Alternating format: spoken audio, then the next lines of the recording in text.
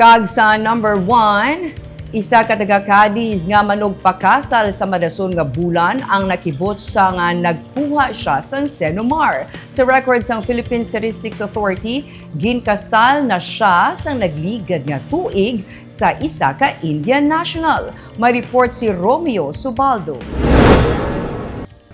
Sa unang semana sang Disyembre, plano kung tani ni Evelyn Ruelan sa Cadiz City magpakasal sa 11th partner sa sulod na sang duha ka tuig. 7 na siya kabulan nga nagabusong. Sa nagawad siya sang Certificate of No Marriage o kung Senomar, dito yan na lang nadiskubrihan nga ginkasal na siya sa isa ka Indian national sa November 16, 2023 sa Valenzuela City sa Metro Manila. Nag 1-year anniversary na ang kasal pero hindi niya kilala ang ginpakasalan niya.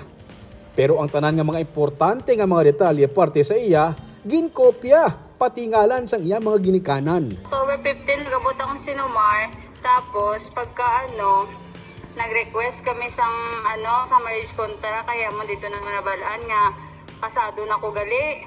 Nanan ko nga, may nabutang sa akong Senomar nga, kasal na ko sa Indiano nga lalaki. Nga, ko manabalaan kung sino na sa Manila ang kasal. Wala man ko kakadto sa Manila. Parang septani kay plano kami nga mapakasal kami. Di paano pa ko kapakasal kay siyempre kasado na ko gali sa tawo nga hindi ko man kilala. Gani na ngayo siya sang advice sa abogado kag ginabisuhan siya nga magkadto sa Valenzuela City kag pamatud-an nga siya ang matudtuod nga si Evelyn Ruelan. Ang problema ni Evelyn, mabudlay ang iya sitwasyon kay nagabusong. Kag, magasto na ini para sa iyang ang magbiyahe pa Manila.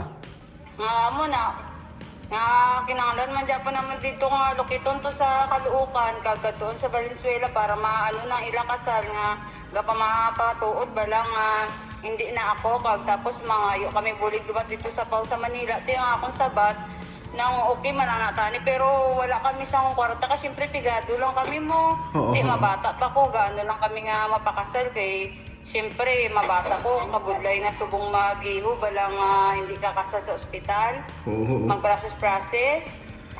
Bangod sini, nagalibog ang ulo niya. Ang ginaplano nila nga kasal sa madason nga bulan, daw hindi pa madayon. Ginpalapot sang DJ Casnegros ang iya problema sa PSA sa Bacolod. Ginabisuhan si Evelyn nga magkadto sa ilatalatapan para mausisa ang iya nga kaso kag para mabuligan siya. Confidential ang mga impormasyon nga kinahanglan gani mas maayo nga makakadto siya sang personal sa ilang opisina para maimbestigahan ang kaso.